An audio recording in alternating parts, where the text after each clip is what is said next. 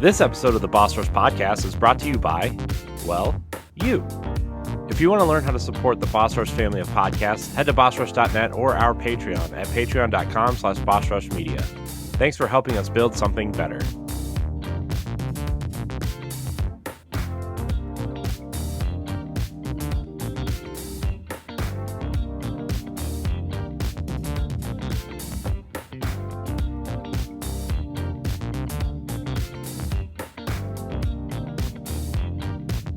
Hello, everybody. Welcome back to the Boss Rush Podcast, a great place to play games and be better. I'm one of your hosts, Corey Deering, and alongside me, as always, is the PC Muscle Race himself, LeRon Dawkins. What's poppin'?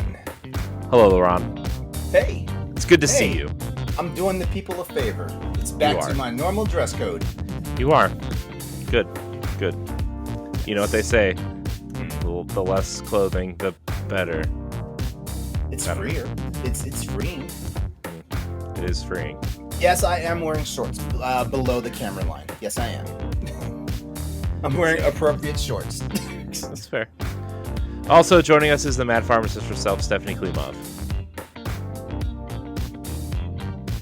You're muted. Ironically, my statement was, burnout is real, folks. It really is. That's true. Hi. That reflects. Hello, I am here, and it is a Wednesday night. What's wrong, Stephanie? You want to talk about it? No. Okay. It's Wednesday. It's supposed to be hype train night. What? Yeah. Yeah. Usually LeRon's the one that looks like he's about ready to go to bed. Yeah. Yeah. Oh, give me about 45 minutes. Just give me a couple minutes, and then I'll perk right up. You know what you need? You need some caffeine. I do. That's what you need. I need to get back onto that terrible habit of drinking Red Bull and Monster with you, because this Diet Coke ain't cutting it. If it makes you feel better, this is my first one today. But guys, we have a very special guest. He is the host of the Gamerheads Podcast. Woo! We have Roger Reichardt. Hello, sir. Welcome to the show. Hey, thanks for having me. I am also wearing pants, just in case you're wondering. That's what I'm talking wasn't. about. Get on my level tonight. That's what I'm talking about. All right, that's a game. That's an after dark game we're all going to play. Which one of the panelists are wearing pants? Whose lower half? Whose lower half is shorter? Oh What? no! Oh no! Stay tuned for After Dark coming your way every Saturday. I'm not going to be on that show. Stop. I just What want to happened? say that, so. Hold on. No. I can't say this. I can't say this live because I can't say this while we're recording because it will send the internet into a frenzy. So I'm just gonna type it in the chat, and you guys. Wait, then why didn't you just type in the chat instead of saying all that stuff? Probably because we wanted to make sure we weren't saying the right things. Yeah, well, LeRon, we know that already. We knew that. That happened a week ago, Yeah. dude. Yeah. Pay attention, Ron. All right, That's why if somebody who doesn't play Nintendo. just so the audience knows, I've been playing Nintendo all week, and I will talk about it in what we were playing. LeRon thinks he just broke the news that the Tears of the Kingdom has leaked. Yeah. By the time this episode comes out for everybody, the game will have been out for 3 or 4 days. Excuse me. I was busy dodging. I was busy dodging random stuff about Tears of the Kingdom, and then All right, my day just got better. Thank you. well, I'm glad I could oblige. Oh man. Now I'm about to be the sourpuss. Roger, save us. Tell us who you are. Tell us about the podcast, which I happened to be a guest on one time. So thank you. You were, yeah. So the Gamerheads Podcast. So we started the podcast in 2016, and it has gone through many different versions and renditions of the podcast. And in fact, one of the co-hosts that started the podcast actually worked on Redfall. So yeah, nice. So yeah, So we do reviews, interviews. And now I'm starting a new show called Virtual Realities, which is focused on VR games. Yeah. So it's still part of the Gamerheads family, but it's just a separate show. So question. Yeah. Have you played, and I don't know what the title is, but there's a VR game. Actually, I can't really say if it's out or not, but I keep seeing pictures of it. It's like a kayak simulator. Oh, no, I haven't, but that sounds fun. Isn't that just what it's called? Is kayak simulator? I know what you're talking about. I know what you're talking about. Hold on, I gotta look it up now. Look it up, because the reason why I say it is VR isn't for me just because I'm one of those lame-os that just gets motion sickness. It's just, it is what it is. Same. It stinks for Same. me. It's called Kayak VR. Okay, well, but when I saw Kayak VR on the internet, I'm like, well, it's slow. I'm like, just looking at it, I'm like, wow, I could like put on the headset and just be transported to a vacation without being there. So Yeah. I will say, like, I get motion sickness pretty bad as well, but if the developer did a good job, you won't get motion sickness. okay. Mhm. Nice. And also, like, CBD helps with that, just so you know. CBD helps with motion sickness? It does. Yeah. So does ginger as well. So you Oh, can take ginger, either. Yeah, I knew about ginger. Mm-hmm. But yeah, CBD does too. So, in case you're wondering, I have all this knowledge of weird stuff like that. It's perfect. I love random bits of knowledge. Yeah. And Unless it's about what her new Switch looks like. yes. Moving on, Roger and I connected when we were at PAX East. True. So it was good networking.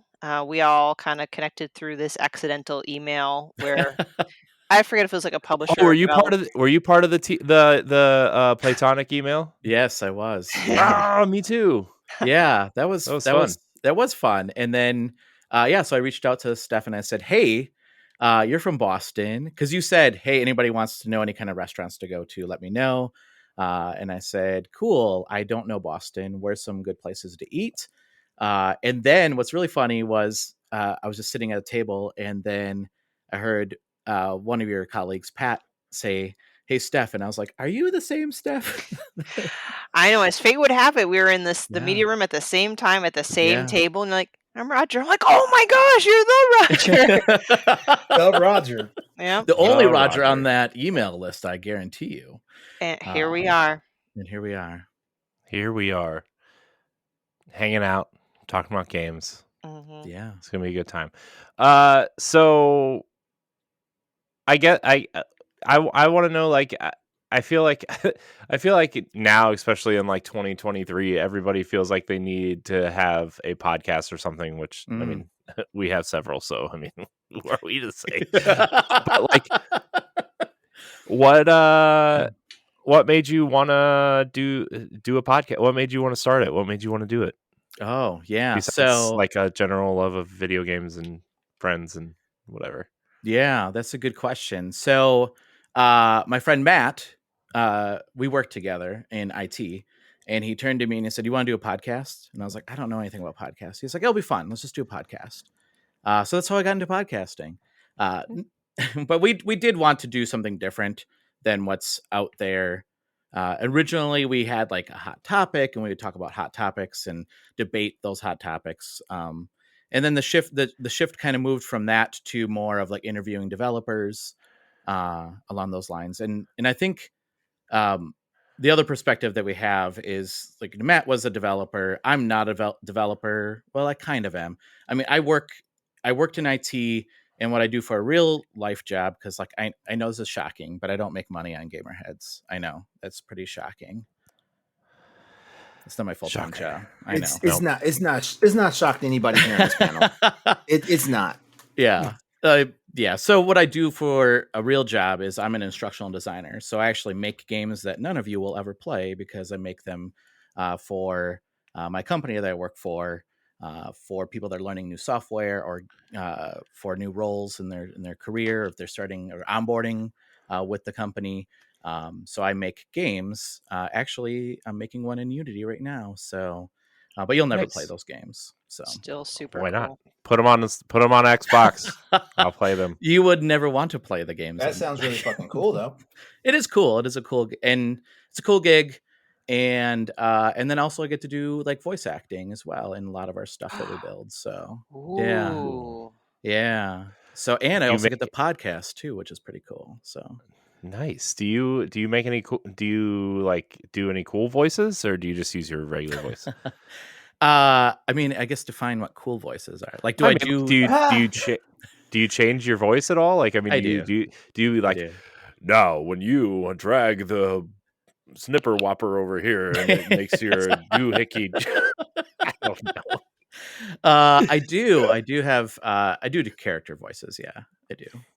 Do one. I want to hear one. Okay. Wow. I was not expecting this. So this was not in your show notes to do a voice character.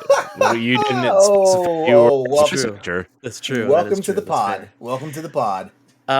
So like if you listen to, this is not a good rendition of this, but like if you listen to like Harry Potter books on tape, like I love Jim Dale, and like, you know, a Dumbledore voice like, welcome to, you know, Hogwarts, this is your place where you can learn magic, or whatever, you know. So I don't know, this is like my wizardy type, sagey type voice.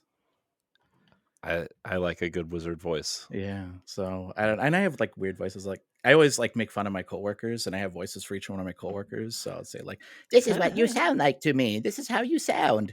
And they're like, "That's not how I sound at all." I'm like, "That is actually how you sound." It's amazing. So, yeah. So I'm a little crazy, I guess. Like I don't know. So it's I love fun. it. It's a fun job. It lets me be creative. So how many jobs can you actually say, yeah, I get to be creative and do Yeah. fun things like that? So It's true. It's true. It's fun. yeah. It's super fun. So you said you are beginning a VR podcast. Why VR? I mean, I think VR is interesting. I don't own a headset myself. PSVR seems interesting, but it's also like a $550 accessory to my PlayStation that I don't play. So like, I mean, but like, why VR? I've always been interested. I've always wanted to try it. I just, you know. Yeah. Yeah, I think there's a lot of really cool things that are happening in VR right now. So, you know, outside of just even the gaming, there are people that are using VR for like therapy, actually. So like if you experience a traumatic event, there are therapies out there now in VR to help you deal with traumatic events and get over that type of stuff. So that's just outside of the gaming world, right? So there's really cool things that are happening in VR. So I wanted to explore that. And I mean, there are podcasts, don't get me wrong, there are podcasts in VR. Like people do podcasts about VR already, but I thought like it would be cool to come from a different perspective and interview developers and understand like how they like build something in VR. And like sometimes it's the first time they ever built anything in VR, right? Like I interviewed Mighty Yell, who did the Big Con. That was their first game. Their second game was A Night in the Attic, which is a VR game. And like to me, that I think that's fascinating. I'm like, your second game you made was in VR? That's crazy. But I love hearing those different types of stories. Yeah, and like my last guest that's gonna be airing on Sunday, he was using hand tracking technology, which is like it's come a long way since it first came out. So to hear him talk about it and talk about how it started with just a game jam that he wanted to try out. Can he build something with hand tracking? And in 2 weeks, he wanted to see what he can do with that feature. And then built a game 2 years later that's all built on hand tracking technology. So there's really cool things that are happening in VR. So I just wanted to explore that and see. And I find it fascinating too. And in fact, like we've dabbled in VR where I work at too. So it's kind of cool. I think it's a great perspective to bring that it's beyond just games, not to put down games because I'm on a podcast that talks about games, but the fact that it could be very therapeutic because I'm in the healthcare industry for my quote unquote real job. I mean, I'm in pharmacy, but ironically, as a pharmacist, I'm not opposed to medication, but I'm like, I am the guardian of medication, so to speak. I'm like, people should really only be on it unless they really need to be on it. So Yeah. my interest lies in all forms of therapy. So just to like, wow, VR, I wish more people Yeah. knew about this kind of information and that VR might be, just another wonderful means of kind of helping someone get through something. Yeah.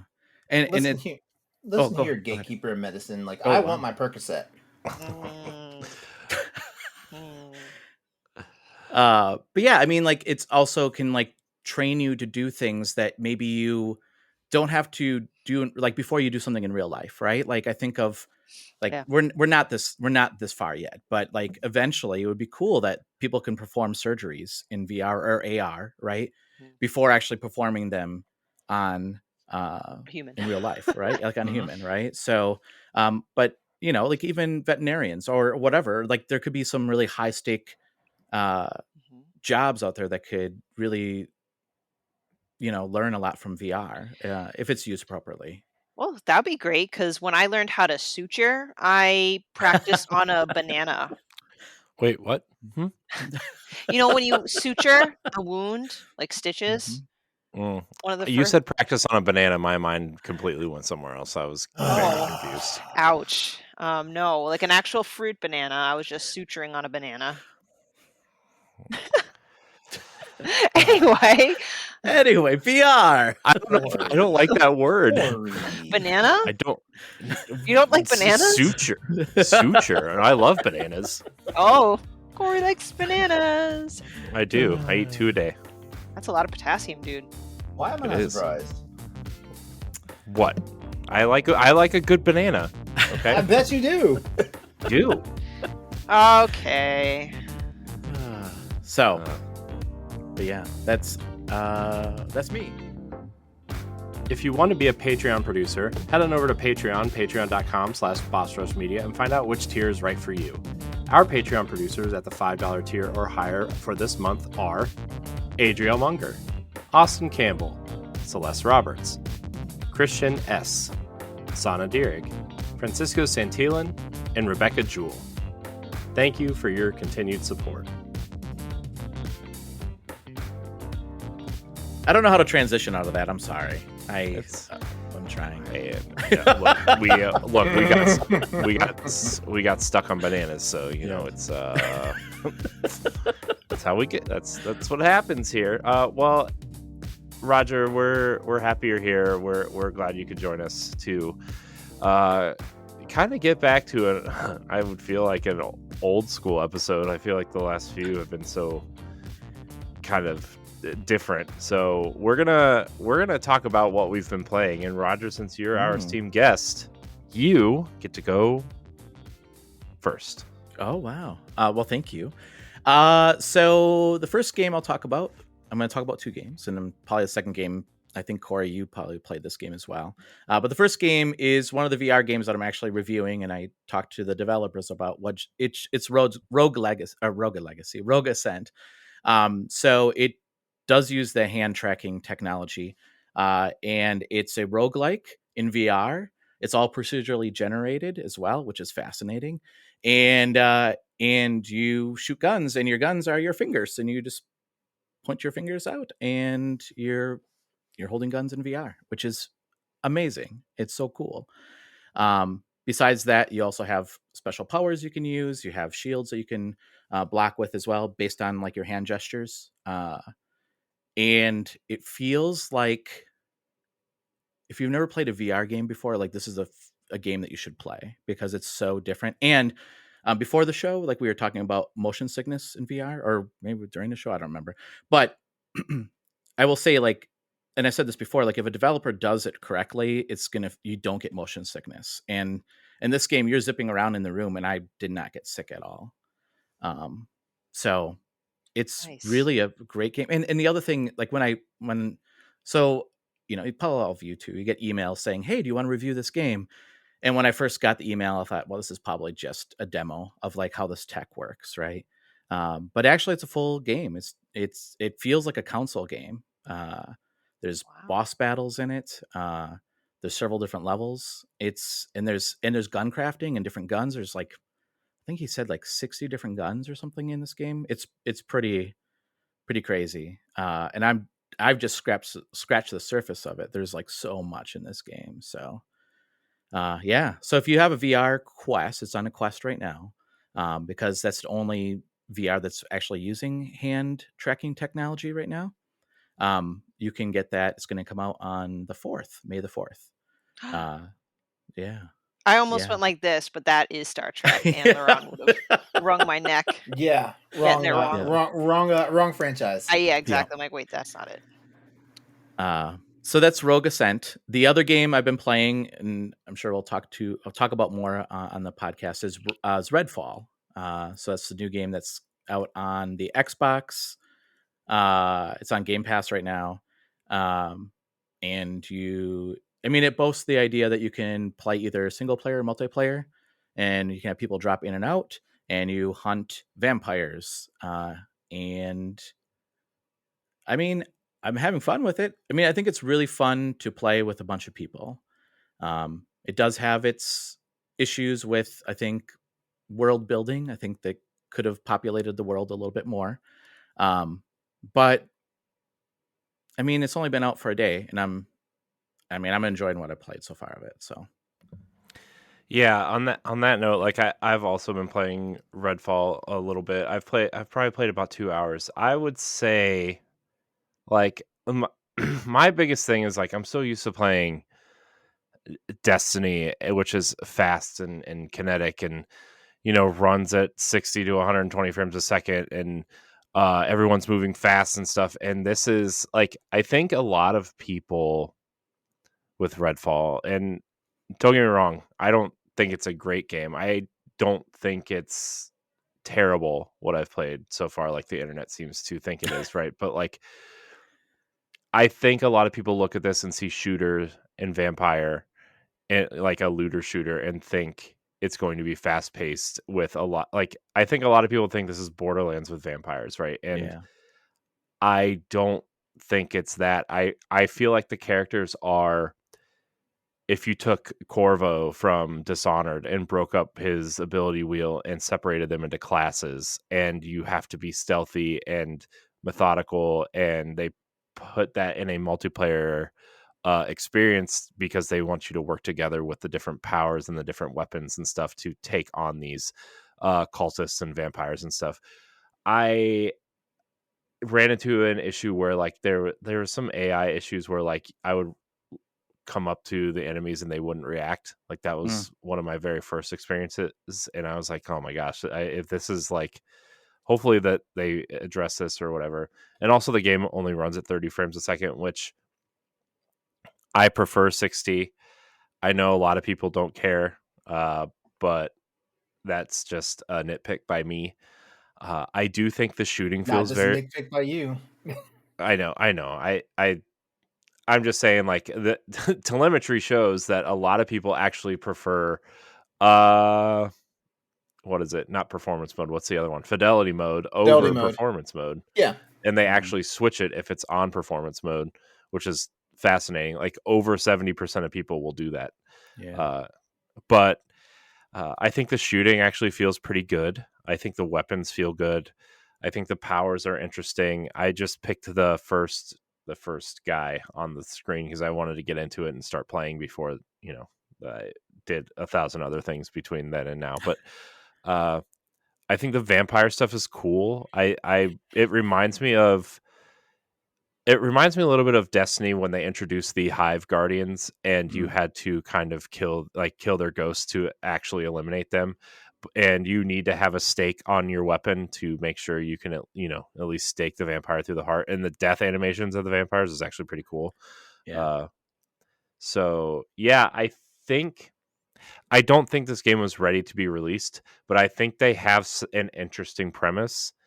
And and I think being on Game Pass actually benefits it in this regard. But if they kind of stick with it and fix some of the issues that the game has, and they keep updating it and maybe populate the world a little bit more, because, like, the world feels kind of empty, but, like, the things you find around the world that tells the story is actually pretty interesting. Like, the stuff you find on the boat at the beginning, or, like, the stuff you find in some, like, around town or in the, some of the buildings and stuff is actually very interesting. And so I'm not as down on Redfall as I initially thought I was going to be, based on that one AI interaction, or as the internet, because everybody hates the internet, or the internet hates everything. But, like, I kind of am into the whole let's go team up with some friends and kill some vampires thing. I do want to note, though, that if you are playing with friends and if you are not the host, your progress does not carry back to your own game, similar to State of Decay. So if you're playing with friends, just keep that in mind. You know, if you know, I think this game benefits from people who are further in the story or the mission log or whatever. Go play their friends' games and let them be the host so they can move the progress forward. But it works like State of Decay in that fashion. But I think, man, if this would have just had like another year or so, like I think they could have had something. But also every every game as a service, including ones that Microsoft has put out. Look at Sea of Thieves, right? That game was, pardon my pun, dead in the water, right? When it came out, right? And it's Microsoft's biggest game at like 30 million players, right? Have at least logged in within the last 18 months. So like, you know, I think everybody's a little too overreactive. I do understand that a lot of Xbox players, including myself, are frustrated with Microsoft about not getting games out. There's no timeline. I think this puts a lot more pressure on Starfield to be something spectacular, even though it's I not want fair. Starfield to be something spectacular, but you know what? Let's get past the "what are we playing" segment because I feel like we need to tumble back to this. I know we will, and I just want to say one last thing on Redfall before we get out of here. I think if we revisit this game a year from now, and people haven't given up on it, or you know, they've added some interesting things, I think we might feel a little bit different because there is something here. It just needed some more time to bake. So I need to say this right now before I forget it because I will forget it. We're getting fatigued by this stuff. Like I'm getting tired of games being broken on launch, and then well, we have to. Great news for you. Diablo 4 comes out in 4 weeks. So Oh, I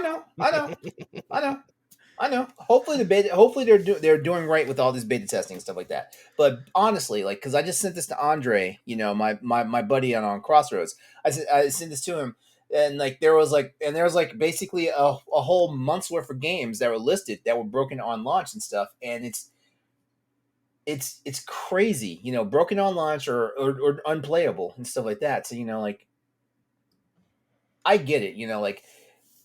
Crunch culture is a thing, you know, like shareholders, you know, want that money, you know, and all this stuff. But you know what? Like, it's going to get to a point where gamers stop buying games, and then there's going to be a serious problem. Yeah, and I also want to point out, not that this is like something that should be taken. You can take it however you want, however you feel about Redfall. But Redfall was started and about 65% complete when Microsoft purchased Bethesda. And I don't know. I just was reading some articles and listening to some videos today about how, you know, this shouldn't be put on Microsoft as much as it should be with Bethesda. And I'm like, well, it should probably be put on both. It should probably be put on both. But I just, maybe that was worth noting. But I want to reiterate, I don't think it's a bad game, and I think there's something here. As someone who started Destiny in the alpha phase of D1 and stuck with it, I'm just saying, you have to be patient with these games, these types of games. And you would have thought some company would have learned by now, but you see the Division 2 both launched in bad states. No Man's Sky, I mean, now Redfall. They're all these games as a service do not launch with all of their content or up to snuff of what people expect. And it's not an excuse to have some things broken, but I just want to say, if you're planning on this to be a game as a service, give it a couple months, give it 6 months, give it a year, and let's see how this game transforms over time. I'm gonna take us back in time for a little bit. Nope. Because okay. I'm just kidding, LeRon. I'm just kidding. Fine. No, Just kidding. because everybody remembers Mass Effect Andromeda, right? What's that? Everybody remembers Mass Effect Andromeda, right? Never heard of it. Sure. Okay. Yeah. I'm Well, just- guess what? Well, guess what? I was a day oneer. You know, I pre-ordered it when they announced it, essentially, and everything. Right, the game comes out and everything, and I'm playing on the PC. You know, and I'm not gonna say it was unplayable, but it got to the point where like I could no longer enjoy playing the game. You know, so I stopped playing it, and then everybody's like, and like a year later, everybody's like, oh man, like all the patches and stuff are out now. Like man, the game's great now, and I have never come back to it. Never come back I to it, and that was me trying to be patient. I actually played a little bit of Mass Effect. I actually played a lot of Mass Effect Andromeda right before Anthem came out because I don't know. I was like, well, let's play Mass Effect before BioWare's new game comes out. That sounds like a great idea. I didn't have any issues with. I mean, again, it was probably like a year after that You game came played out, it. and You it was. played it post launch, post patch. That's what I'm saying though, and it was fun. Oh, I'm sure it's fun. But you know what? Jetpacks Like, and Mass Effect. Who would have thought? Great idea. I'm sure it's fun, but the problem is like I don't know. Like maybe I'm just a different caliber gamer and stuff like that because I don't need the games to be Look perfect at when this they come guy. out. I don't need the games to be perfect when they come out. I really don't. Like I put up with Cyberpunk. It's true. Yeah, I gave Cyberpunk more latitude than I gave Mass Effect, and everyone knows like I'm a Mass Effect junkie. Hmm. I actually didn't have any issues with Cyberpunk when I played it either. But apparently, playing the Xbox One version on Xbox Series X was the best way to play it if you were playing on console. So Yeah, fell yeah. I into was playing that. on PC with a Yeah, underdeveloped graphics card. yeah. So Yeah, I My do graphics think card there didn't is some. support my graphics card didn't support ray tracing at the time when I had it. what were you Yeah. saying, Roger? Well, I do think there is something about the fact that there's so many games coming out, right? And it's not like was like okay, as I'm older, right? Like when I was a kid, like you got a game, and there wasn't as many games that came out, and you got a game, and if it was like not the greatest experience, like that's what you played, and you Yep. played it, right? And I think now, well, a couple things. One, um, I think people's expectations, like this is how I always review games, right? Like what was the objective of the game, and what was the dev trying to accomplish in the game versus like what did I expect in the game, right? And I think that a lot of times, and this is the echo chamber of the internet, right? I think there is expectations that people have of like this is what I wanted in the game. I'm like, well, I don't know if that's what they promised you.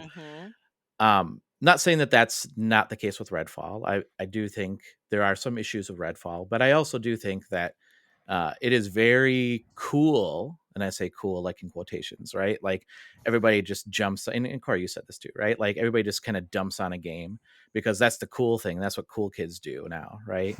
I want to, It's yeah, to that weird. point, real quick before we like. So Jedi Survivor came out this week too. That game Mhm. is totally busted too. Nobody Yeah, started jumping on yeah, that game. You know why? Because Star Wars yeah, is cool. Oh no no no yeah, no! That's a yeah, lie. yeah. That's a lie. That's a lie. I can direct you to an entire area of the internet. That's I'm that just saying basically the same that people who basically is are like dunking letting. on Redfall for being broken in my feeds are praising Jedi Survivor, and it is Okay, well also broken. that's okay. That's fair.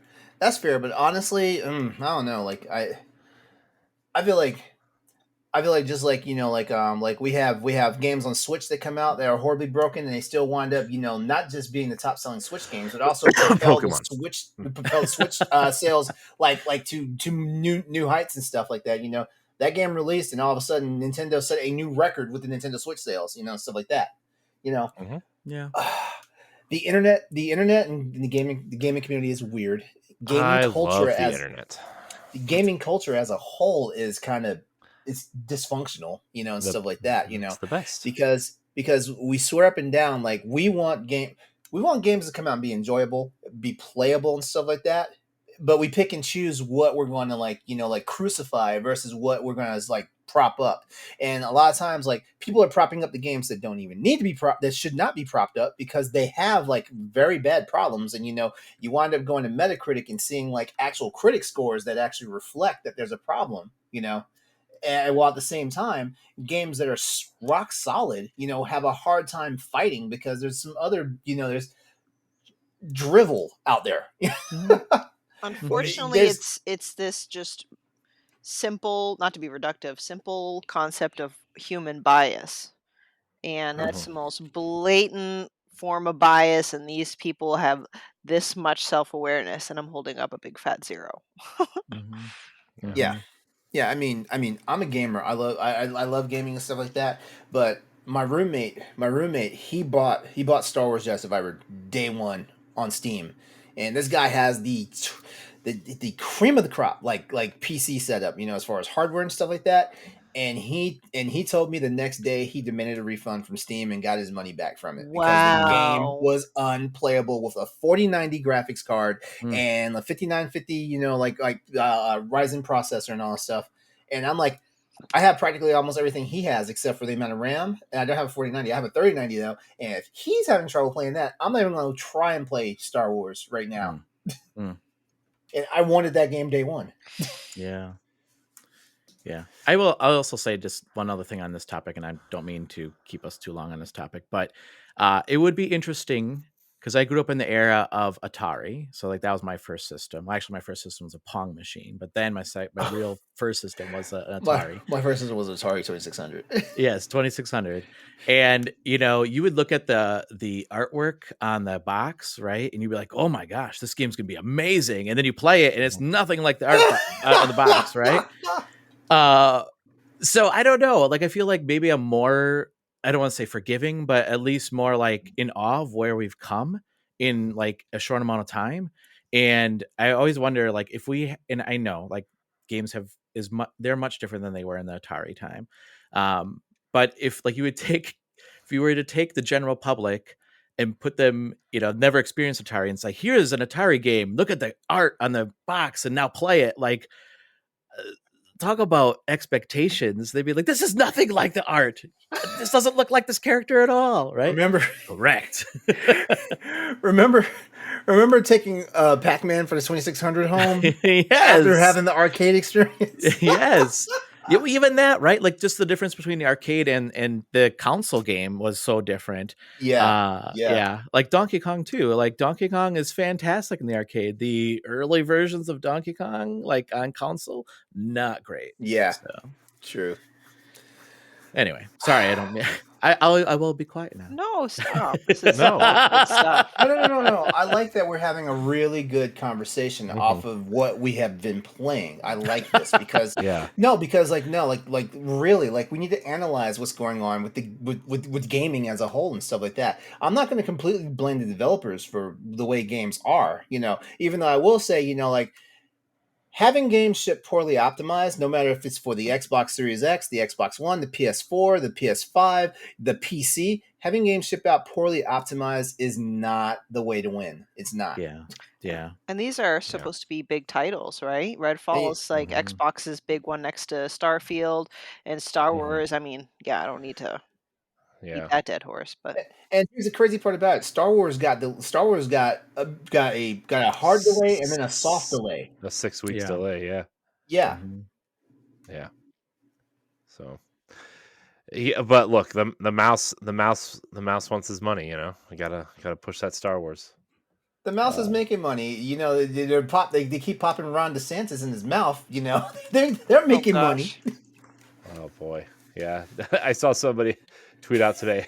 They were like, when the mouse is done with DeSantis, the mouse is going to own Florida. It's true. Oh man, good times. Stephanie, what are you playing? What am I playing? I'm playing a bunch of smaller titles in between my two AAA sandwiches, Resident Evil 2 remake, which we finished, and Tears of the Kingdom. There are so many games that, for example, the Star Wars and stuff like that I was tempted to start, but I'm like, no, I can't. I can't start a big game weeks away from Tears of the Kingdom, because if there's one franchise that I will put above all, LeRon, be quiet, is The Legend of Zelda. So I was shaking my head because if you actually play Star Wars, Jedi Survivor is not a long game by any stretch. It was the Zelda comment. I was just like, quiet. Oh, no. No, I was saying like, you could probably if you start Jedi Survivor today, because like apparently like the patches have come out and it's playable now. But if you start Jedi Survivor today, you could probably have it beat by this time next week. Really? All right. Well, Yeah. I mean, it's kind of factoring in everything That's else. me being conservative with timetables and stuff like that because I know Zelda's coming out real soon. Yeah, and so I've been playing a lot of like more indie titles. I have played. Did I talk about Coffee Talk 2 last week? Because I know I talked You about did. Strayed Lights. So okay, so there's that. I'm playing Roots of Pacha. It's been a long time since I've played a farming sim. I'm not really a farming sim person. When I in the N64 days, I played Harvest Moon 64 hard. But that I had my fix, and ever since then, they had, like, 20 Harvest Moons, and that's why I ended up losing interest in a farming sim. I'm like, "They're all kinda the same." But, it's indie, it was at PAX, and they had a very successful Kickstarter, and it's a slightly different premise because it takes place in the Stone Age. I'm like, "You know what? Why not?" Mhm. So I'm playing through it. It's fun, you know. It's I like it because I can pick it up, play a day, put it down. Because unless like an epic game like a God of War, if I play it, I need to kind of keep playing it, or else if I stop and go back to it, I'm not gonna know what the hell I'm doing. Here it's like just another day on the farm. so so Got your chores. got my chores to do, got my people to court. Rocks to mine, fishing. So yeah, but no, it's pleasant. And then I also tried Cadence of Hyrule because there's a free seven day trial. Interesting game for Nintendo to pick, but I'm glad they did because I am not a rhythm game person because I am not good at rhythm games. I have two left feet and two left hands apparently. But I downloaded it, I played it, and I am so bad at it. I am so bad, but I wanna like, I'm really giving my best effort. The songs slap. It's great. I'm still shocked Nintendo even allowed, an IP such as Zelda to be put in the hands of, I think it's Brace Yourself Games, to do this, and it's fabulous. I just wish I had the gaming talent to I'm not gonna be able to beat this game. I'm just not that good at it. Like, I just wish I had the talent to do so. Um, I'll just have to get the soundtrack. Love the music though. Oh, the soundtrack is great. Soundtrack is great for Cadence of Hyrule. I definitely got a kick out of it when I played it. Yeah, so that's really kind of it because work's been ramping up. I've been finishing editing my novel. My son, Minecraft Dungeons came out on PS Plus or something like a month ago, so he's been hogging my PlayStation. So I went and bought Minecraft for the Switch so he can get off my PlayStation. Um, Oh, and this is not playing a game, but it's something I watch. So instead of watching TV like a normal person, I watch Let's Plays. And normally they are Let's Plays of horror games because I'm too much of a chicken to play it personally. And I've heard like there's such a strong cult following for Five Nights at Freddy's. So Mm. just been binge watching all of Markiplier's Five Nights at Freddy's, and holy crap, there's a lot of lore and a lot of scares with it. I wasn't impressed with Security Breach, but the original few games of Five Nights at Freddy's, holy crap, it's terrifying. So to have like a big loud goof like Markiplier play it and react to it, I was able to experience the game without booping myself. Has anyone Nice. played Five Nights at Freddy's? Not you, No. Corey. I have. Yeah, it's all Mm-mm. right. Oh, and last but not least, Corey, you better mute yourself. Show and tell. I got my Zelda OLED, and it's amazing, and it doesn't look like poop. Um, it's lovely. My son is now graduated to an OLED. He's gotten my OLED. I have this one. We are good until the next generation, and I sold my day one Switch. Made some money on the side. Nice.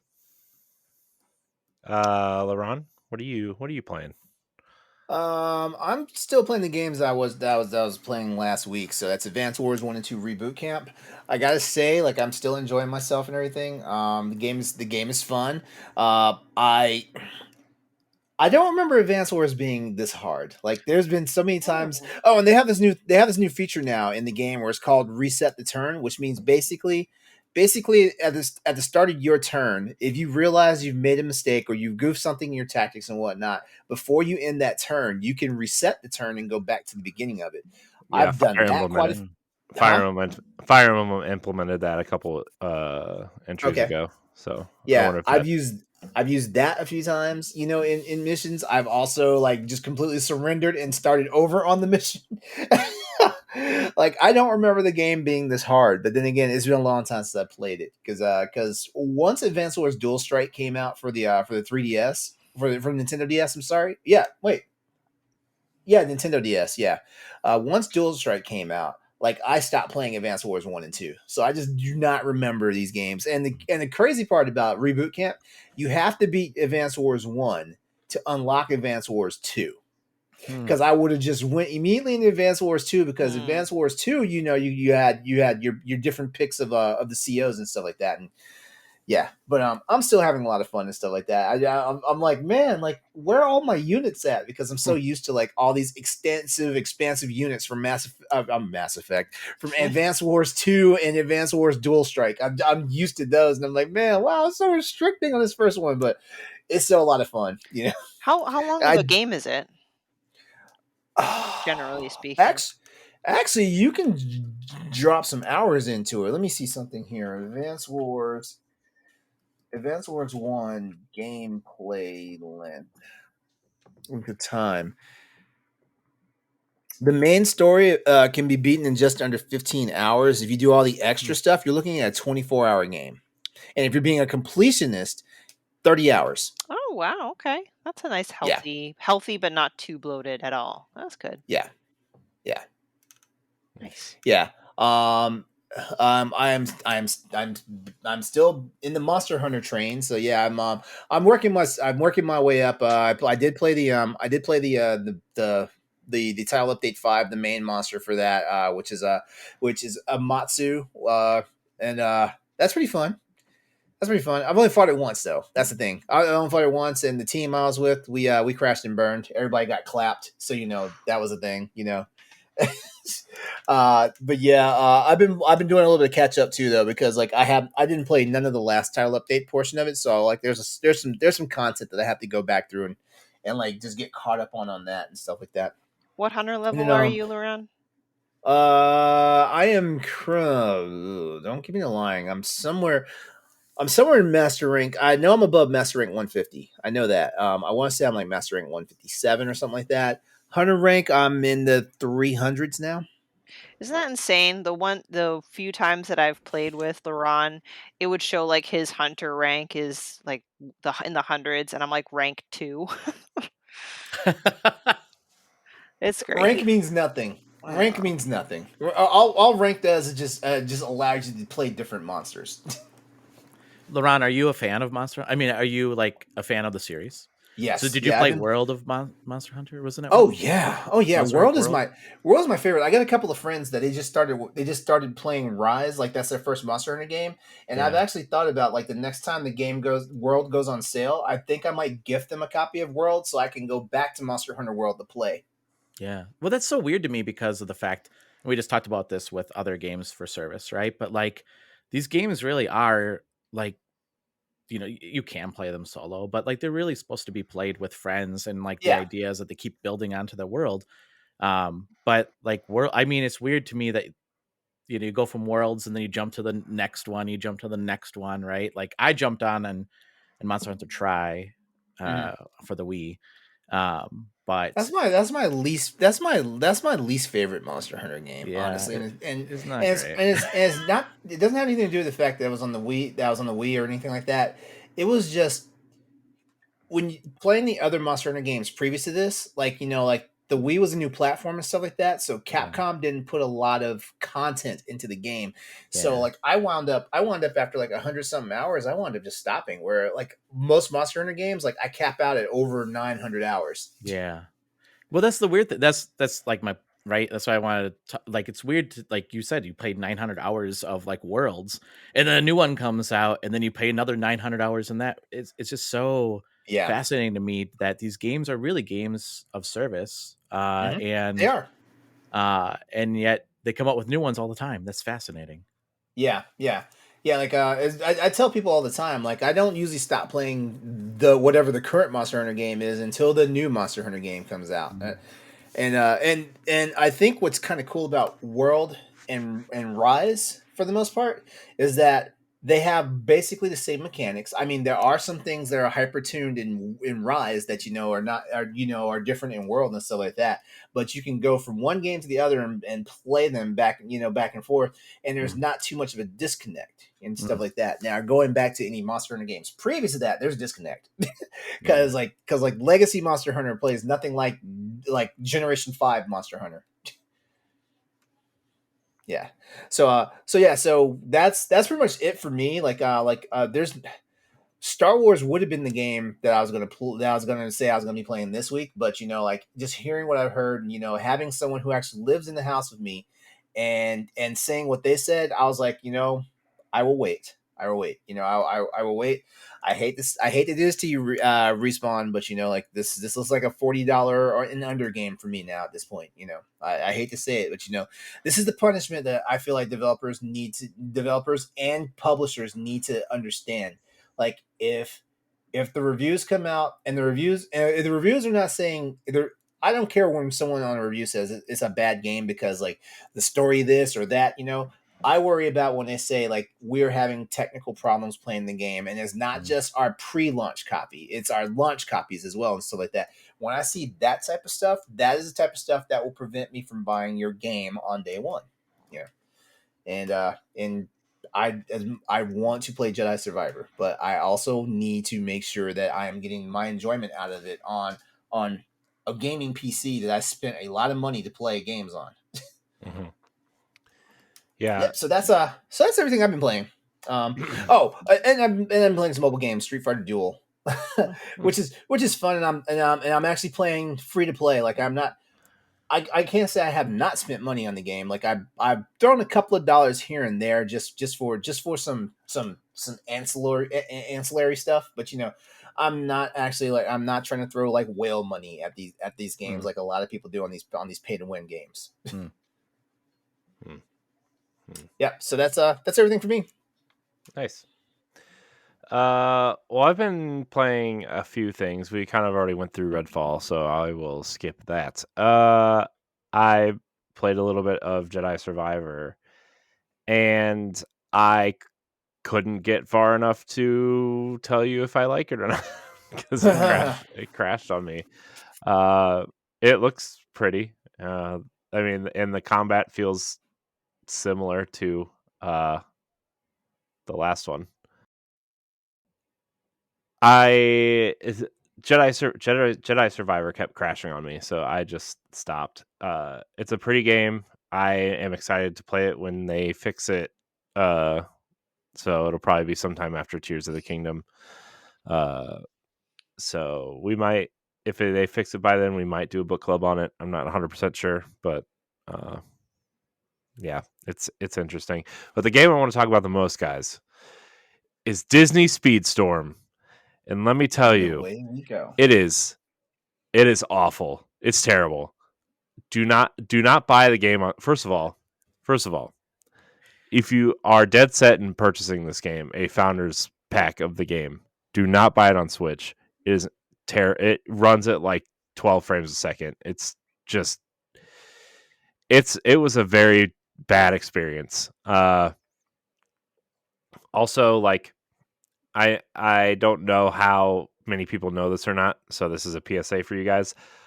None of the characters are unlocked at the beginning. You have to progress through their quote unquote starter circuit to unlock 5 characters, which is Mickey, Donald, Mulan, and there's a couple other. I didn't play long enough to unlock anymore. So I initially bought it because I was like, oh, this will be a cool Mario Kart kind of game that I can play, and my kids like Disney and I like Disney, and Figment was the event character this past weekend. I was like, yeah, let's get Figment. That'll be fun. And then I'll main Figment and I won't ever have to play anything else ever again. but it runs really terribly. It is pay to win, extremely pay to win. And you don't unlock new parts. You can't buy new parts. You buy loot boxes, which you can get duplicate parts, duplicate crew members. Certain crew members only work with certain characters, and they don't tailor it to the characters that you've unlocked. They actually, most of the stuff I got was for characters that are still What? locked. And yeah, and I like when I was actually playing the game wasn't it's no Mario Kart 8, but it wasn't bad, right? Like the act of driving the cars uh and playing wasn't bad, but there's extreme rubber banding. Like I found myself in first place most of the race, and then I would come in fourth at the last second just because, they want you to buy the loot boxes to upgrade your cars and upgrade your characters and upgrade your crew members and unlock better special abilities. And this game was really promising because it's kind of like a hero shooter kart racer where like each character has their own unique ability that you can use alongside the items that you get, right? Because it's kind of like Mario Kart, right? You get an item, you can throw the item, you can use it as a defense thing, whatever. But each character also has their own special ability, and you can upgrade your special ability to become more powerful, do different things, do new things, enhance the things it already does. That is a cool premise. I also want to say the level design is incredibly faithful to the movies that they like. There's a Pirates of the Caribbean level that's Port Royal. It's incredibly faithful to the movie. You get to go onto the Black Pearl. You can, you kind of go around the port. It's super cool. The music also a banger soundtrack. If you like Disney music and like club house music, they fuse them together. Super cool. Love that aspect. But the fact that like it runs like very bad on Switch. The pay to win aspects, not being able to unlock the characters, and you can't just go in and buy the characters either. You have to get the currency and go into here's the thing, there are 3 separate loot box categories that you can go into to get loot boxes. One of them is characters and crew members, and like you have to unlock the characters through that system seemingly. And like you get a token at the beginning if you buy a founder's pack to unlock one character, right? Like it's just this huge pay to win mobile, like because it's going to be free to play on consoles and mobile devices, right? That's the big catch, is it's a free to play game. And man, if they would tune it and fix some of the issues. Oh, also there's a battle pass you can buy that has items on it that aren't in the loot boxes either. So Am I missing something here? Like, is this like a very successful pricing model, like maybe in mobile gaming that I'm just not as familiar with? Because I'm like, what idiot thought Is this this a was a mobile good game? idea? yeah, it's Is a it mobile because game. of that? It I'm will just be a saying, like, mobile game. I don't know it if just it's on seems like a mobile really yet, but stupid premise, everything you just described. Yeah, it's a pretty popular pricing model. It's what a lot of mobile games use. Like Fall Guys does too. Like Fall Guys, Yeah. you can buy the battle pass, but then there's also like you can buy this skin as well and this skin as well outside the battle pass. I guess, Right? but So also the fact Yeah. that like the whole loot box system at least just seems I don't know, at least like have the what the loot that you get be pertinent to the characters you have. Or I don't know, like a little bit more relevant, maybe. I don't know. But I don't tend to play these kind of games, so I'm obviously not speaking from a point of authority. So Yeah. And it's sad because this seemed like a really interesting, promising game. And like the same company makes Disney Dreamlight Valley, which doesn't do any of this, right? Like there's no pay to win mechanics. Everything in there is cosmetic. You can buy cosmetics, you can buy decorations. And they give you the event pass for free, which you can purchase the tiers of the event pass instead of grinding them out, but you can also grind them out and not pay a penny. So like, it's sad because I was actually kind of looking forward to this game, and it's just not do not at least at this point, do not invest any time or money into it unless they adjust it down the road at some point, which they might. But if it's a mobile game, it'll be very little, in my opinion. Yeah, I think the disappointing part about that is, you said like my kids want to play it, right? And it's like, now you got to tell your kids, I'm sorry, like we can't just continue to buy loot boxes to hope to get the character you want, right? Like that's like, I don't know. I guess somebody would call it exploitation. I don't know. To me, it feels like that's a little like underhanded. Yeah. So yeah, it's do not recommend. Do you play against other people or do you play against just PC characters? There's both. There's there's both. Okay. an online multiplayer mode, and then there is a regular mode. But it feels like they did the thing that Mario Kart Tour did, where like the first couple matches they make you think you're playing online against other people, and then you're just not. But yeah. Well, guys, what do you say we get into some topics here? What do we want to do first? Do we want to talk about the Xbox stuff first, or do we want to do the Sega? What if Sega made a new console first? Because I'm down for either. Although what, LeRon? What were you gonna say? I'm just thinking about this. I feel like the state of Xbox is probably the meatier thing here, because like I mean, like if we do the what if, like we're just pipe dreaming it, which is not a bad thing, but like I feel like we can get lost in the weeds real fast, like Well, I actually thought about the Sega thing a lot, and I have a lot of thoughts on that, which would turn it into a meaty conversation. Okay. But I think so. All right, so Corey, but I don't. What if Sega made a new console? All right, guys. What if Sega made a new console? Okay. So I thought a lot about this, and it's been on my mind recently again because of a lot of people have been talking about Dreamcast anniversaries, and a lot of people have been talking about Sega buying Rovio, obviously with Angry Birds, and I actually think if Sega made a new console now, they have enough IP and differentiating factors that they could probably actually be pretty competitive. I wouldn't say dominant. I would say competitive, right? You have your family friendly stuff with Sonic. You have your, they have Yakuza. You think of all the Atlas RPGs. They have their game as a service with Phantasy Star. They have IPs that aren't in use right now, like Beyond Oasis and Crazy Taxi, and what's the other one that I was just thinking of? But they have all these things. They have. I think they could go a route where they could have some sports things, right? Like everybody still considers NFL 2K one of the better sports sims right now. Granted, they wouldn't have the NFL license, but they could do something interesting with that. And obviously third parties. I think they were a pioneer in terms of online gaming on console before, Xbox kind of took it to the next level, right? They would have their quote unquote downloadable or indie style titles with like Jet Set Radio.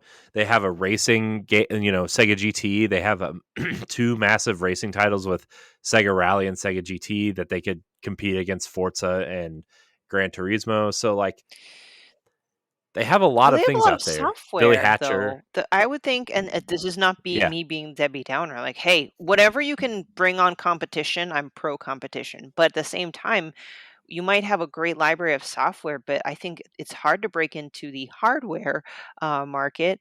The questions I would ask, and this is, anyone just answer it, right? Like, and I'm genuinely asking, I don't think console wars are a thing anymore. But that aside, who would be Sega's competitors? So it would be Switch or it would be Xbox, PlayStation. I only say that because Nintendo kind of is in their own little thing. And then you got Steam Deck, which I used to think they'd be competitors, but they're really not. And I think, who is it? NVIDIA? Logitech. They have their own handheld, but it's cloud-based. So like, and that I'm not sure how well they're doing. So like, who would their competitors be? And I'm not saying it's impossible, but I would say you would need to perfect the hardware to really gain an audience. Yeah, you do. My one thing, like you talk about breaking into the hardware thing in space, and like obviously we saw Stadia kind of launch and fail. Not that they really made hardware, but you know what I mean. Like getting into this, Amazon Luna is kind of like whatever you're trying to do. But the thing is Sega has done this before, right? And they know what to do and what not to do in that Sega space. used to be eating Nintendo's lunch at one point. Like, don't launch a console without a DVD player like 9 months before the PS2 comes out. But I actually think I think their competitor would probably be more along the lines of PlayStation and Xbox. I think they would want to go that route. I think they offer too many things that offer online support. I think they have a lot of interesting IP that would need more than something that Nintendo does, right? Not that the Switch is, I mean, obviously the Switch has sold a gajillion units and Zelda's amazing and Mario is what it is. And Nintendo does their own thing, like you said, Stephanie. But I think you have stuff like, they have a lot of IP that you could compare to IP that Sony and Microsoft do, right? Like Binary Domain would be like their Gears of War kind of competitor. It's a third person cover based shooter against, instead of Locust Horde, you're fighting robots. It's, Sega technically owns Bayonetta, right? Like you have your stylized action game that you could actually give Bayonetta a place where they could thrive and be technically feasible, right? Like I love seeing Bayonetta on the Switch. I really do. I think Switch needs that. But Bayonetta 3, when you look at it and see it running, the character models look great, but the environments look like somebody up-resed a PS2 game in some cases, and it's very noticeable. So that would give it a place to thrive. I think Crazy Taxi would be something really interesting. Corey was ready for this topic. I would go back and play Crazy Taxi. I love that game. Yeah. But then, like, I think a lot of people also discount, like, they own Persona, right? They own Shin Megami Tensei. They own all of Atlas. They have Yakuza, right? Judgment. You have your action games. You have your JRPGs covered. You have your kid stuff covered with Super Monkey Ball, Sonic, Billy Hatcher, Choo Choo Rocket, even if you want to get into the puzzle space or something. Like you could make a Choo Choo Rocket game similar to what Nintendo does with Box Boy, right? Like a $10 download game with a bunch of puzzles. Choo Choo Rocket, man, like that, man. I remember like that game just it dominated the Dreamcast. Yeah, and you could do your survival horror stuff with like, you could technically bring back Blue Stinger if you really wanted to. I'm only half joking, but that game is like a cult classic, hilarious joke favorite game of mine on the Dreamcast. But if you wanted to get more Resident Evil or Silent Hilly with it, you could definitely do something like House of the Dead as a survival horror game, right? Like you could do a Resident Evil stuck in a mansion solving puzzles type thing, right? And Phantasy Star, you could go either way with that too. They could turn that into their Final Fantasy, right? Like you have an online version, you have a single player version over here. You could do, make an interesting world. You could have cool characters. Maybe you can. If they made like a AAA budget Phantasy Star 5, I think people who like grew up with Master System and Genesis would like freak out. I think that would be awesome. Beyond Oasis could be your Zelda like, right? Like you could kind of just go and explore this world and these towns. And I don't know, man. I've been thinking a lot about this. This question came up on Pal Block at one point, and I didn't have a real answer for it, but like I thought this would be a cool discussion here. What are your guys' thoughts on this? Roger, you're shaking I see a lot of head shaking your way. I want to hear what you have to say. Yeah, I would love Sega to get back into the market. Like that thing would be cool because I think, Steph, what you said, like I like the idea of competition, because I want these, because we're only going to get better if we have better consoles from the other big players too, is if they're not complacent, right? I will say like Google Stadia or however you want to pronounce it. Like I had that. But when they announced it, their CEO came out and said, I'm not really into games, but we're going to get into the gaming industry. And I'm like, oh no, this is a disaster. So like it would be refreshing to have like another company saying, hey, we know, like we were in that market.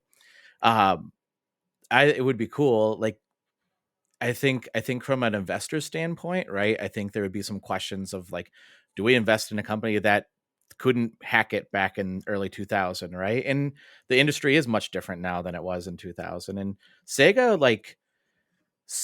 during the late 90s and maybe early 2000s, like their marketing was so different. Like that was in the world of console wars, right? Like, and they played into that like hard. Sega does what Nintendo don't. Yeah, exactly.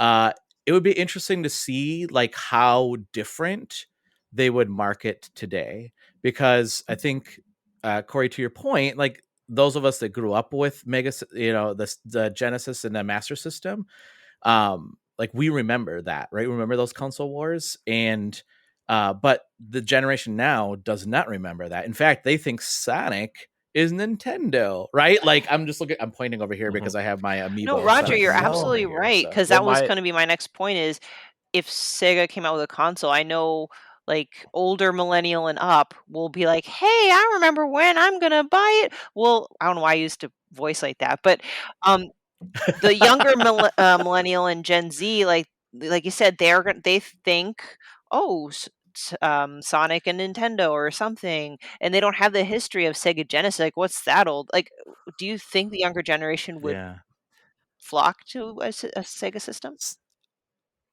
I think Sonic is bigger than ever. My nephews love Sonic. It was funny because like they didn't even know Sonic had games out, like because of the movie. Not like the IP, right? Sonic, but they don't know the Sega Genesis, right? Like, no, they don't. But I think they love Sonic, and like they buy Sonic stuff, right? I mean, if you market it and said, put Sonic on the box of this console, I think they would love it, and like, and we haven't even gotten to like weird stuff like Toe Jam and Earl and oh my gosh, and Alex Kidd and Total War, right? And Trauma Center. Like, oh my gosh, are you kidding me? Shinobi, C-Man. Yeah, C-Man. Oh my gosh, could you imagine an online C-Man? Oh boy. We can't go back to C-Man. There's no more Leonard Nimoy. We can't do that. Yeah, that's true. But I mean, even the arcade world, right? Like Sega, really leans into the arcades. Like one of my favorite games, and maybe it just doesn't age well, but I love Die Hard Trilogy or Die Hard Arcade. I mean, that was such a great game on a Saturn. Oh my gosh, I loved that game. And I think that they could survive if they knew like their market, and they knew like if they leaned into the, hey, remember these games and remember how awesome arcade games were? Like we're gonna bring that back to you. Oh my god, bring back Virtual Fighter, Virtual On, all that stuff. Oh my god. Yeah. Oh my god. Yeah, man, dude, could you imagine if they brought back Virtual Fighter and like people weren't laughing at it because Street Fighter and Mortal Kombat are so good? Like I feel like Virtual Fighter is like the forgotten. That is the most technical fighting game I have ever played. Yeah. It was good. I mean, you got a drunken kung fu master in that. Like that was awesome. Yoda, was so much fun. People think freaking Tekken is technical, but no. Virtual Fighter was where you learn. I think Virtual Fighter is where people learned how to count frames in fighting games. Yeah.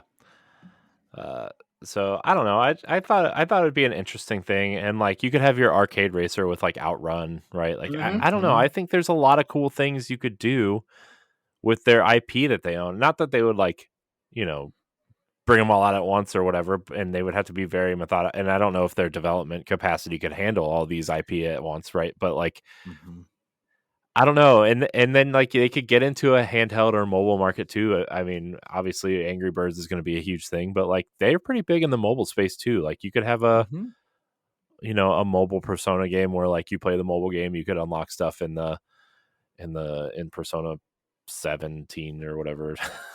I don't know.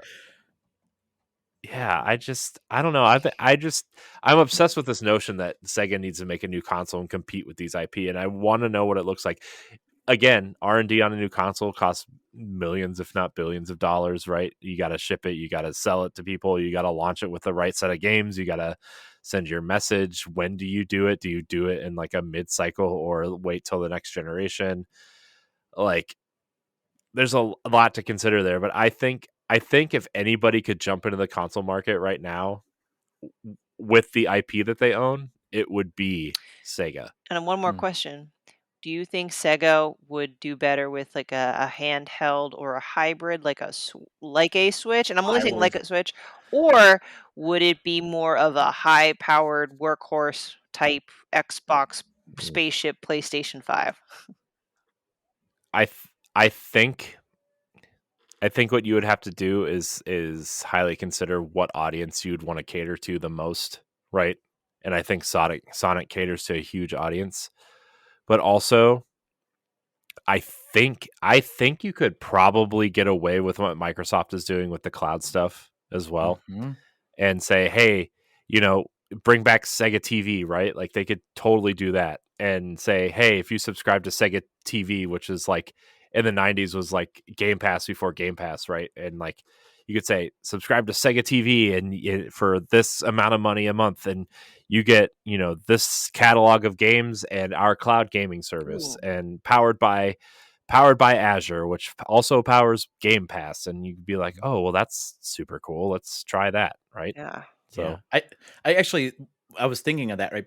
That same thing. Like I think if they're going to get into the console again, right? I don't know if it would be like the traditional put cartridge or disc into, or something into the system. I would see it more of like a streaming box and tap into an infrastructure that's already built like Azure, and then that's whole subscription service. Like how cool would that be if it was just like, hey, you know what, $10 a month, I would pay $15 a month to play Dreamcast games, Sega Saturn games, Genesis games. Like that would be like I could be on board with that for sure. And then like let's develop new games, but it'll still be on the platform, right? And it'll be new IP games, and those games like maybe you buy those instead of just the streaming service. It'd be like what Nintendo's doing with their NSO stuff, essentially. You get our old games, or like, I mean, Sonic Frontiers could be on the service in like 3 years, right? Or something. Like when the next Sonic game is about to launch, maybe you use the previous game as a marketing tool, right? Yeah. Which is, kind of what Microsoft was doing until they ran out of games to put out. But I think, I mean, you could get everybody in here, right? Because they own like Sega bass fishing, right? You could get your dad in there to be like, I want to go fishing. Buy our fake fishing rod, and you get 1 month of Sega TV free. I don't know. Man, I'm still looking at their roster of games that they own. Streets of Rage, right? Streets of Rage 4 was awesome. Space Harrier, Space Channel 5. Puyo Puyo is actually would be an awesome handheld experience, right? Like Devil Summoner. I think Devil Summoner and something Devil Summoner just came out. Man, Cyber Troop. Oh my gosh, remember Cyber Troopers? Oh my gosh, that game was not great. But I mean, again, like Condemned. I totally forgot about Condemned, right? Like if you wanted to do like a comedy horror thing, like Dead Island, almost. Like I don't. There's so much here. So, anyways, that was my big Sega wish list of not happening, but it'd be cool. It'd be fun. I mean, and it would be cool to see them go into the handheld as well. Like, right. And it could be streaming. Like, I think that's hard because like, that's one of my biggest complaints with the Switch is like, hey, you can play like these big games, but they're streaming, like, like Guardians of the Galaxy. And I'm like, yeah, but that's the whole point, is that I don't have to be at a place where I have internet to play this game. Like, ones if I don't have internet. Yeah. And maybe they do make like a what's that Steam Deck competitor that's coming out, LeRon? What's it called? The Asus ROG Ally. Yeah. Mm. Like maybe you do something like that where like you can plug it into a dock and to your TV and hook up a Bluetooth controller to it, and then you can take it with you. I mean Sega has the IP that like they have very few IP that require the technical fidelity of like a Series X or a PS5, right? Like I would say Yakuza and Judgment would be those games, right? But like those games are on PS4. So like I think if you made something that's just as powerful as like an Xbox One X or a PS4 Pro, put that SSD in there instead of a just a standard hard drive, like I bet people would buy a $500 $600 handheld to play like these types of games plus third-party games on the go, right? The problem is there's like you run into the people who are like, well, I already have a Steam Deck and a Switch, why would I need this? But what about the people that don't have a Steam Deck? What about Sega hardcore fanboys? What if you kind of market it as like this hybrid console the way the Switch did, right? Like when Switch came out, people thought handheld gaming was dead, right? And I mean, it's probably gonna end up being the first or second best-selling console ever. Yeah. So. And in fact, we're hearing rumors that PlayStation's like, should we bring out another handheld because of how well Sony better get in the program. Get with the program. And Microsoft's going to be at that Asus reveal too. Yeah. Because the rumor is they're going to run Windows natively and they're going to be able to run Game Pass natively on that thing. Oh. And you could run anything from the Microsoft or Steam stores on there too. Steam Deck.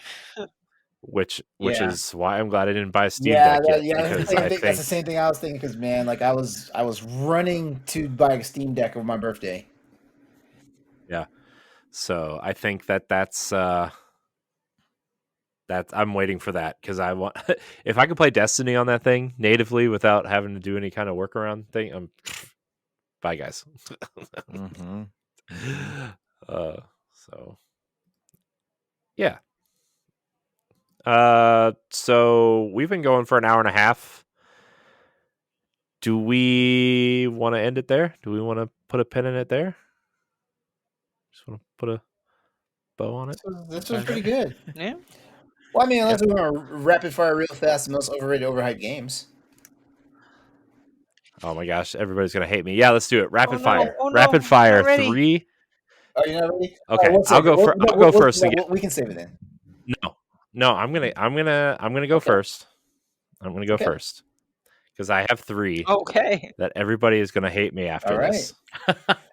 I actually have like a long list. I guarantee you, Elden Ring is on his list. I guarantee you. It's not. Okay. No, I'm not that dumb. You say you're not that dumb? Yeah. Okay. So the first one, all you Nintendo fans can come at me. Earthbound, extremely overhyped and overrated. Okay. And I'm sure every Nintendo fan out there has played this game and is going to tell me how amazing it is. Well, guess what? When I was walking through Toys R Us in 1995 and all 8,000 of those copies of that game were sitting in the bargain bin, should have bought them all if I was smart enough, but I was also 9, so whatever. Yeah, I don't believe everybody who says Earthbound is one of the greatest Nintendo IPs has ever played it. I bet a majority of the people haven't even finished it. I tried to play it when it came to Wii U. I tried to play it on the Nintendo Switch Online stuff. I tried to play it on 3 or wherever. I think Wii did it come to Wii? No, it didn't come to Wii. What? The Super Nintendo Mini console. Try to play it there. Can't do it. I just couldn't do it. I don't understand it. I don't get it. Sorry, everybody. Okay. Sony ponies. You're all going to hate me, but it's okay. I'm prepared. Is he going to say The Last of Us? Okay. Oh. Nope. No, because I haven't played enough of The Last of Us to really say if it's overrated or not. Although I can say by the little bit I've played that the gameplay is not as good as I would have liked it to be. but I'm not going to judge that game based on playing for like an hour and a half. So I'm going to say the recent God of War games. Overrated. Good. Overrated. Not game of the year material. I feel like I think in terms of the IP that Sony owns that are popular right now, Horizon outplays it 1,000,000 to 1. I think the world is better. I think the characters are better. The only reason why I need to finish God of War Ragnarok is because I am already invested in Kratos' story since 2004 when the first one came out. And I'm like, I just gotta see it through, gotta see it through. But I don't think God of War Ragnarok is like fun really at all. And then let's see, last but not least, everybody.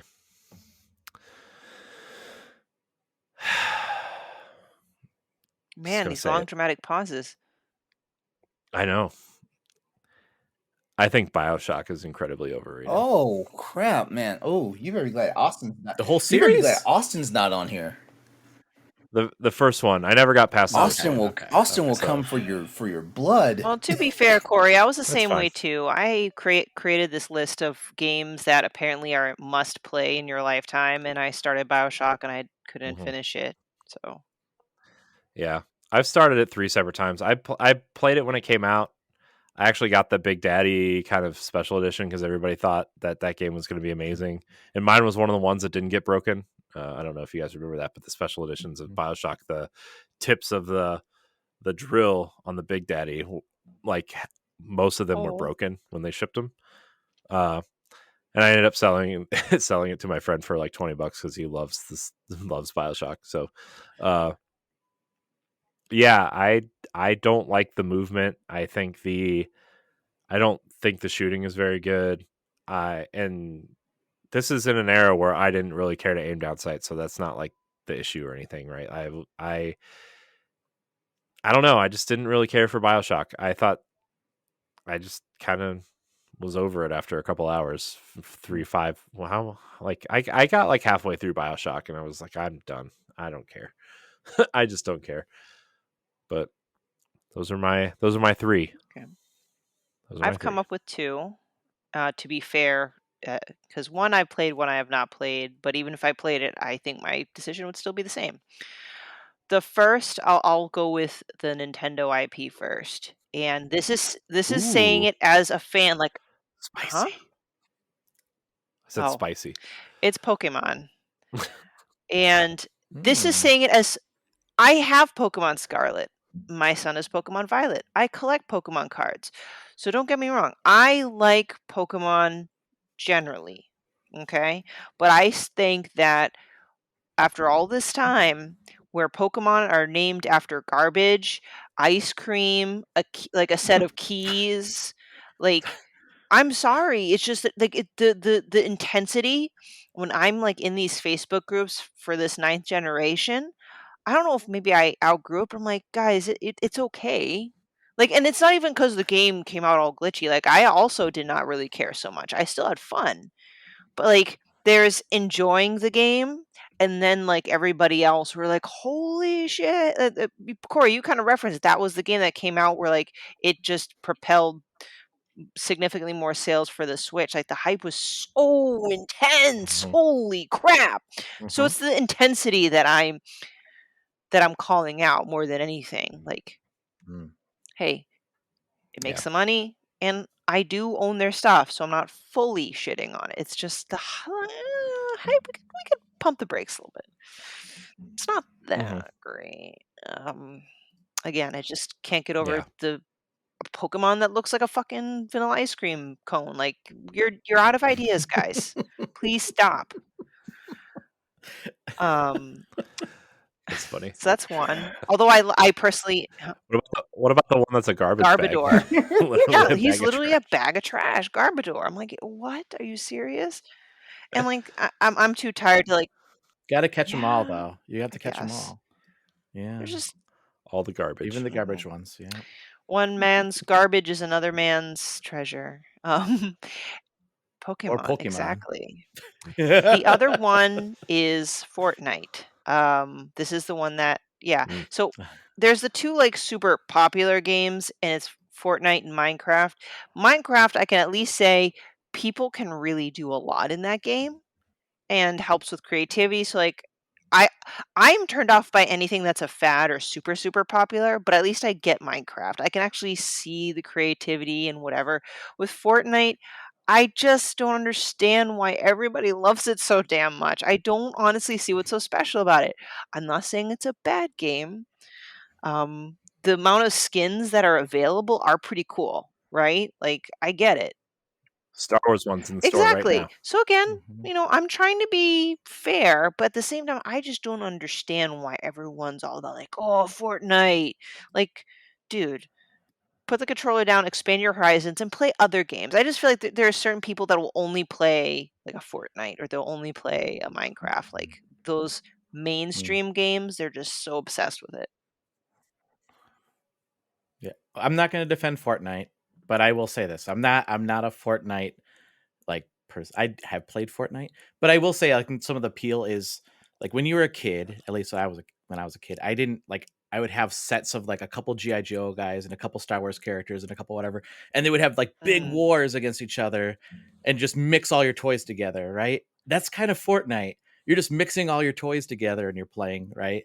And I think the other thing I will say, because Fortnite is such an interesting game because that was not the game that they intended on launch. It was Mhm. actually supposed to be that tower defense game where zombies would come and then you would with you and your pals build forts to fight against these hordes of zombies coming in.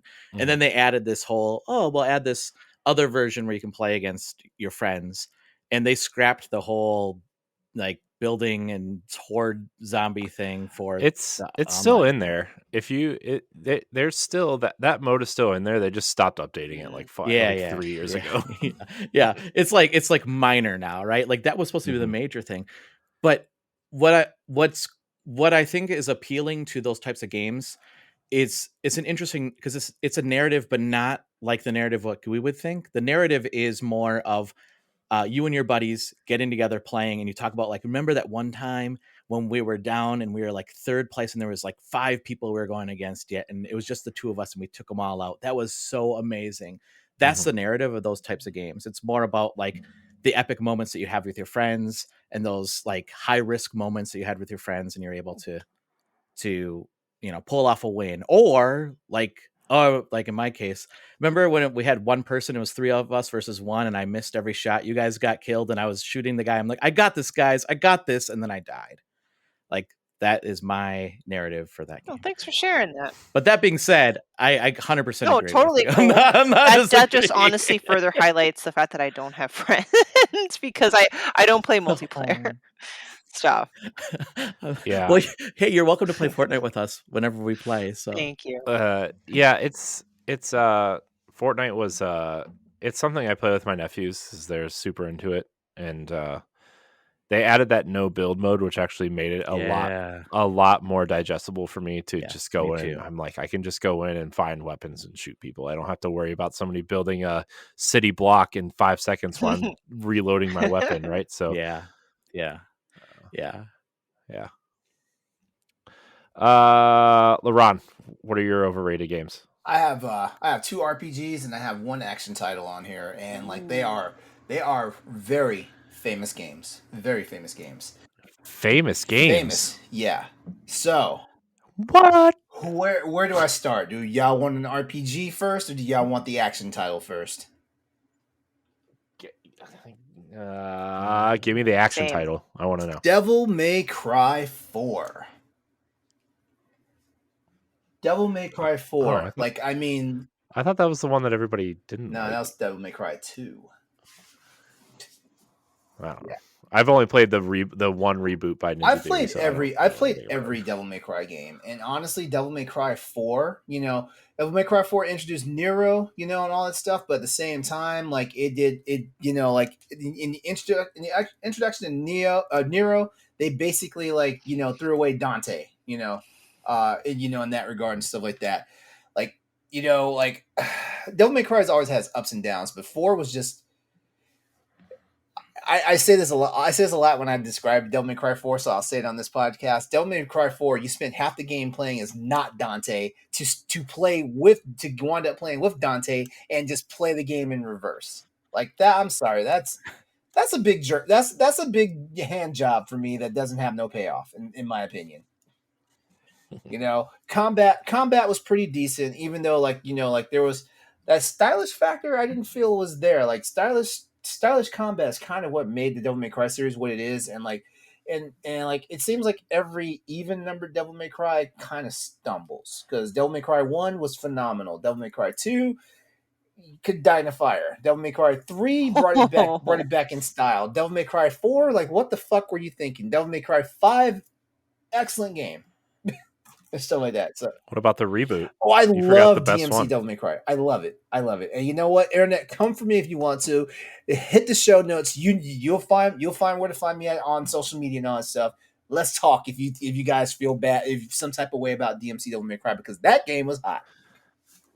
That game's awesome. I got every single achievement.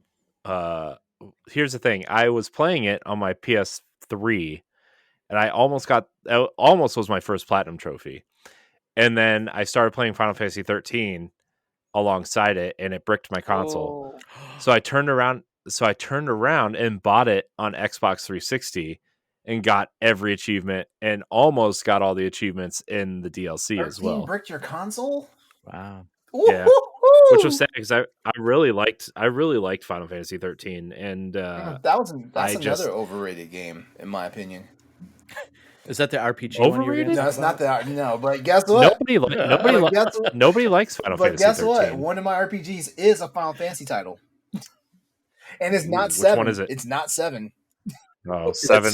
You better not say 6. It's not. 10, oh God, I love 10, 6. I 10, love 6. 10. 10 is great. 10 is great. It's Final Fantasy 8. Okay. Oh. Okay. I love Final Fantasy 8, but that was also one of my first ones. Final Fantasy 8, it had the makings of this great RPG opera, in my opinion. It really did. And, it's not just because that opening theme, the game's opener had that operatic song to it.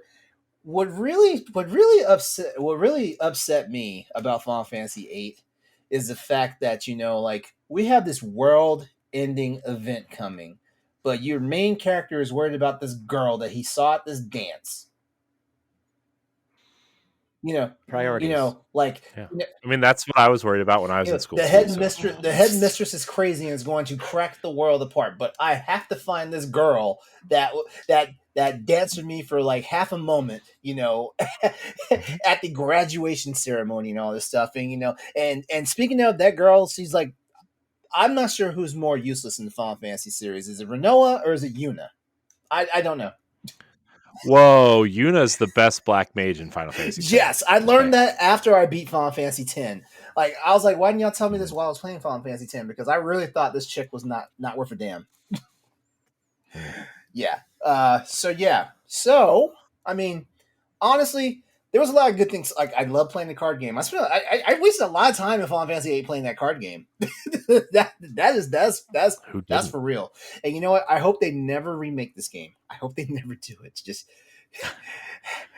Well, the next one after 7 is supposedly 9. So I don't know how I feel about that either. I didn't enjoy 9 either, but I didn't think 9 was overrated, which is crazy because 9 people love 9 more than they love 8. 9 is awesome. I love 9. 9 was my first one though, because so it was funny. I ended up buying Final Fantasy 7, 8, and 9. Final Fantasy 10 was coming out, and I had just gotten a PS2, and I was really excited, and I never played a Final Fantasy game before. So I went out and bought 7, 8, and 9 right before 10 came out, and I didn't realize how long those games were. So I played 9, and then I played 10, and then I went back to 8, and then I played I don't know, a few hours of 7. I'm like, I don't want to play this. All right, and this is not even this is not my number 1 pick. I just called them out and just the way I felt like dealing with them. It's Legend of Zelda: Ocarina of Time. It is. I'm kind of with you. It there, is. LeRon. It is. It did some groundbreaking things, and Stephanie has logged off for the night. I'm sorry, Steph. I love you, but I don't know. And, part of it's me. Honestly, part of it's me. I was not ready for Zelda to make that move to that type of style of game. I wasn't, and I still am not. And what are we, like 25 years later now? Like, I still don't. Something I like still that. don't like. I still don't like it. I still don't like that style of Zelda. But what honestly, like, what kind of got under my skin is the game was kind of annoying. The game was annoying. Like Link had a voice, you had this little sprite that was yelling at you like every 5 minutes and stuff like that. Navi is annoying. The movement mechanics, I wasn't quite used to the Nintendo 64 analog stick too, so the movement mechanics are kind of clunky, and stuff like that.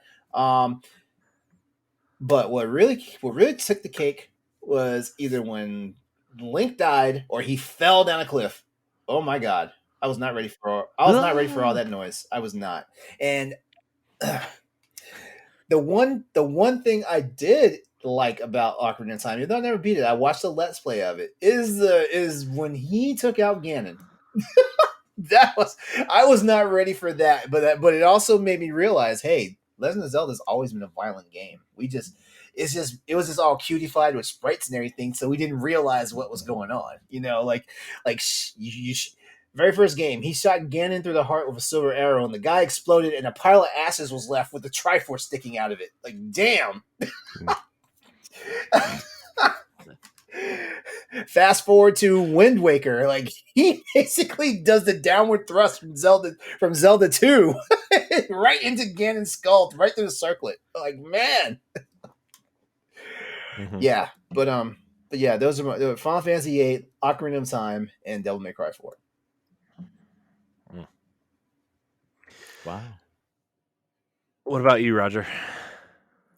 Well, first of all, I'll say Final Fantasy, the first game, because it's not the Final Fantasy.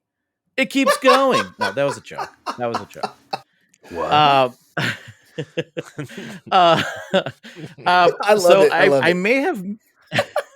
I may have misunderstood the assignment here because like my games that I picked, I think they're like I think they're overrated, or overhyped. I guess that's what I was thinking. I mean, you can pick that overhyped too. or overrated. Okay. Yeah. Okay. So the first one I'll say is No Man's Sky. Because when it was released, right, it was super overhyped. I mean, like they were saying like how awesome this is going to be. You're going to go to all these different planets and you're going to run into all these different people and you're going to be able to name your planets before the other people do. And like when they see your planet, they'll be like, oh, that's their planet. And like none of that was true. Now it is right now, but at the launch, it was not true. And I was super excited about that game. Like that was on my list of like games I need to get. This kind of goes back to our conversation earlier about expectations versus the reality when the games are launched. Yes. But they did set the expectations on that one. Yeah. Yes. So that's my first one. The second one is Mario Strikers Battle League. Oh, wait. That's the new one, right? That's the new one. Yeah. So I love Mario Strikers. Too. I loved it on the Wii. It's so much fun. And then when they said they're going to come out with it on the Switch and there's going to be leagues, and I was like, oh my gosh, this is going to be so amazing. And then I played it and this game is not very much fun. Like, I don't know what it is, but it's, I'll play with my son because he enjoys it, but playing online, not fun at all. You were that guy when they announced Mario Strikers for the Switch. You're like, we made it, boys. We did it. Yep. I was like jumping for joy. Me too. I'm like, oh my gosh, too. I can't believe it. I did the same thing with the golf game though, like that Hyper Rush or whatever. I was not impressed. Yeah, I was not impressed. No, me either. But I was super excited when they announced it. It wasn't good. Yeah, I agree with you with the Mario sports games. They're just like they used to be good though. That's the thing. They were. Toadstool Tour on GameCube is amazing. Yeah, it's got mini golf. We should definitely revisit this topic to talk about Nintendo bias, because I think Nintendo bias is real. Oh yeah, I 100% agree, and I've fallen victim to that in a lot of ways. Yeah, too, you're in your Disney bias too, bro. I just ripped Disney Speedstorm in half. One game. I'm done. I'm messing with you, dude. I will not confirm nor deny that I am a homer for the mouse. Okay. Roger, please go with your next game. Well, my number one game is a game that I bought into the hype, and I was talking about this a lot on the podcast, and then it launched, and I was like, nope. Anthem. I was super excited about Anthem. My favorite story of Anthem is that like they dropped it like a hot potato, and there were people that were playing it in June, and they're like, there's still Christmas stuff up because they never took the stuff out of the game. Like they never updated it. And I thought that was hilarious. That's like, you know, think about that in real life. Like, oh, this neighbor still has their Christmas lights up in June. Like, I love it. I love that. But yeah, like I was like, wow, you can play as Iron Man. Sounds so cool. And this could be amazing. And then like, it was dead on arrival. It was awful. Yeah. So did you, have a 10 episode run of an Anthem podcast, including 8 episodes that came out before the game did? I did not. Oh, well, good for Did you. somebody else? Yeah, Did somebody Corey else? can take, This panel may or may not have done that to try to get ahead of the. Corey can take that walk of shame. Did you record those thinking we're going to launch these right after the game comes out and people will be like, oh my gosh, this is we so launched great. them. We launched them. Did? Oh, Yeah. No, you just gotta let it go. You just gotta let it rip. Oh no.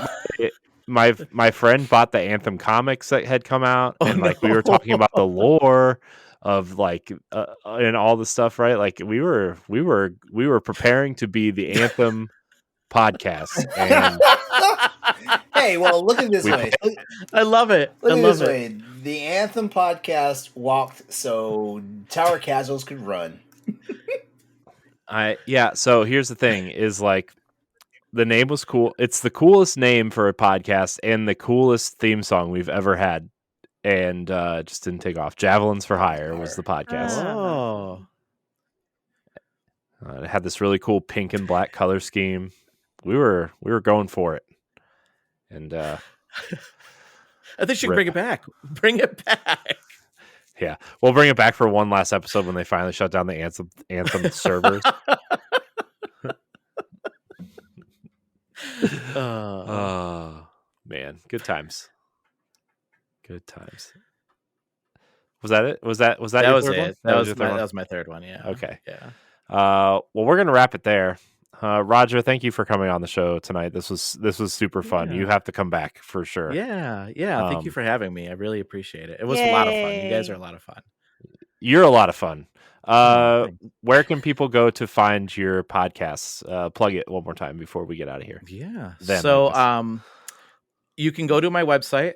You can go to Gamerheads website. It's not just my website. It's gamerheadspodcast.com. You can also follow us on Twitter at GamerheadsPod.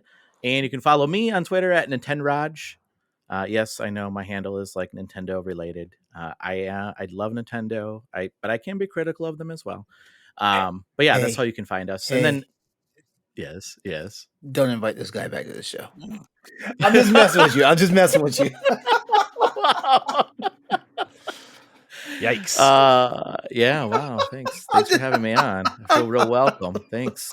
Could wait until after we hit end. Like, wow, thanks. But yeah, you can find me anywhere. Like anywhere you get your podcasts, you can find Gamerheads as well. Cool. Well, it was awesome. Yeah, like I said, we'll definitely have to have you back at some point, and maybe you should join us on like a book club down the road or something else that we're doing, or on an alternative podcast show. Yeah. Anyways, I want to thank everybody for watching and or listening. You can follow us on Twitter at Boss Rush Network, at Boss Rush Podcast. Check out bossrush.net for all of our content, and we will see you next time. Goodbye, everybody. Bye. See ya. The Boss Rush Podcast is a product of Boss Rush Media, LLC, and is recorded from our headquarters in Akron, Ohio. This show is produced, written, and directed by me, Corey Dierig. My co-hosts are Stephanie Klimov, LeRon Dawkins, and Edward Barnell. You can find Stephanie at Klimov_author on Twitter and Instagram, as well as on the EXPcast. You can find LeRon at Exodus803 on Twitter, Instagram, Twitch, and YouTube. and also on Crossroads, the video game podcast. You can find Edward at ThatRetroCode on Twitter and Instagram, as well as hosting Nintendo Power Block. You can follow me on Twitter and Instagram at IamCorianHD, and find me hosting Tower Casuals, the Destiny podcast, and co-hosting Nintendo Power Block.